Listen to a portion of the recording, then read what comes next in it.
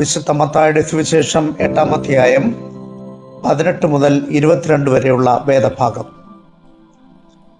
ക്രിസ്തുവിൻ്റെ ശിഷ്യത്വം ആഗ്രഹിച്ച് 2 വ്യക്തികൾ ക്രിസ്തുവിനെ സമീപിക്കുന്നു.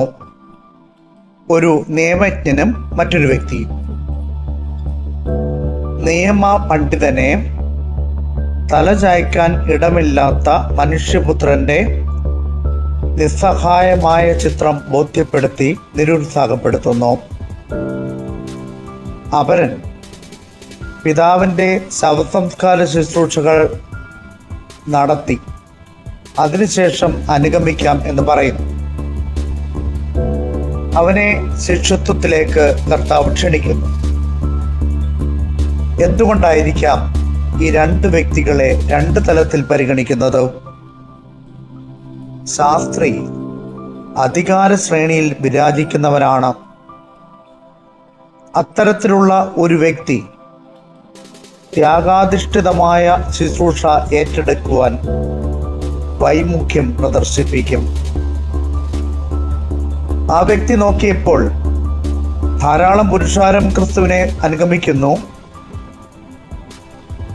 പുരുഷാരത്തിന്റെ ഒരു നേതൃസ്ഥാനം കർത്താവ് നൽകും എന്ന അവന്റെ നിഗമനം ക്രിസ്തു മനസ്സിലാക്കിയത് കൊണ്ടാകാം അവനെ നിരുത്സാഹപ്പെടുത്തുന്നത്. രണ്ടാമത്തെ വ്യക്തിയിൽ ശിഷ്യത്വത്തിന്റെ ഭാവം ക്രിസ്തു ദർശിച്ചു. അവന്റെ കുടുംബത്തോടുള്ള പ്രതിപത്തി പോലെ തന്നെ ദൈവരാജ്യ പ്രഘോഷണത്തിലും അവന് താല്പര്യമുണ്ടായിരുന്നു. നിയമജ്ഞന്റെ പ്രതിനിധികളും അപരന്റെ പ്രതിനിധികളും ആധുനിക സമൂഹത്തിലുണ്ട്. അധികാരസ്ഥാനത്ത് അവരോധിതരായ വ്യക്തികളുമായി ചങ്ങാത്തം കൂടുവാൻ മിക്കവർക്കും താല്പര്യമാണ്. അവരുമായിട്ടുള്ള സൗഹൃദം കാര്യസാധ്യത്തിനും സമൂഹത്തിൽ വിലയും നിലയും നേടിയെടുക്കുവാനും ഉപയോഗിക്കുന്നവർ. ഇത്തരം ആത്മാർത്ഥതയില്ലാത്തവരെ അകറ്റി നിർത്തുകയാണ് അഭികാമ്യം. രണ്ടാമത്തെ വ്യക്തി കടമകൾ വിശ്വസ്തയോടെ നിർവഹിക്കുവാൻ ആഗ്രഹിച്ചു. മാതാപിതാക്കളോടുള്ള അടിസ്ഥാന കടമകളെക്കുറിച്ച് അവന് അവബോധമുണ്ടായിരുന്നു. കുടുംബത്തോടുള്ള പ്രതിബദ്ധതയും ആത്മീയ പ്രതിബദ്ധതയും സമന്വയിപ്പിച്ചുകൊണ്ടുള്ള വിശ്വസ്തയോടുകൂടിയ പ്രവർത്തനമാണ് ക്രിസ്തു കാക്ഷിക്കുന്നത്. ചെറിയ കാര്യങ്ങളിൽ വിശ്വസ്തരെ കർത്താവ് വലിയ കാര്യങ്ങൾ പരമേൽപ്പിക്കുന്നുണ്ട്. ശുഷ്കാന്തിയോടെ മത്സ്യബന്ധനത്തിൽ ഏർപ്പെട്ടിരുന്നവരെ മനുഷ്യരെ നേടുന്നതിനുള്ള ദൗത്യത്തിനായി കർത്താവ് നിയോഗിക്കുന്നു. പിതാവിന്റെ ആടുകളെ വിശ്വസ്തയോടെ മേയിച്ച ദാവീദിനെ ഒരു സാമ്രാജ്യത്തിന്റെ ചെങ്കോൽ നൽകി ദൈവം ഉയർത്തി.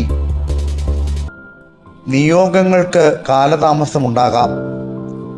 സഭാപ്രസംഗികയിൽ ജ്ഞാനിയായ ശലോമോൻ പ്രതിപാദിക്കുന്നത് പോലെ എല്ലാറ്റിനും ഒരു സമയമുണ്ട്.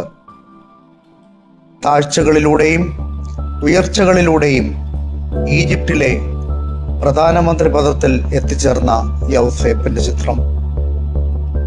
നമ്മെ ഏൽപ്പിച്ച ദൗത്യം എന്തു തന്നെ ആയാലും അത് പരാതിയും പരിഭവവുമില്ലാതെ ആത്മാർത്ഥതയോടെ ചെയ്യുവാൻ നമുക്കാകട്ടെ. എൻ്റെ സാമൂഹ്യ പ്രവർത്തനങ്ങൾ കൊണ്ട്, സഭാപ്രവർത്തനങ്ങൾ കൊണ്ട് ഉദ്ദേശിച്ച ഫലം ലഭ്യമാകുന്നില്ല എന്ന നിരാശാബോധത്തോടെ ദൗത്യത്തിൽ നിന്ന് പിന്മാറാൻ ഉൾപ്രേരണ ഉണ്ടാകുമ്പോൾ ആ സങ്കീർത്തനക്കാരൻ്റെ വാക്യം പ്രചോദനമാകും.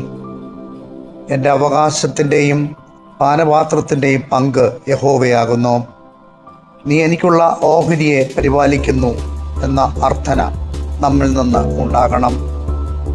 ജീവിത അനുഭവങ്ങളെ ആത്മസംയമനത്തോടെ അഭിമുഖീകരിച്ച് ക്രിസ്തുവിൻ്റെ ശിഷ്യത്വത്തിൽ നമുക്ക് വളരാം.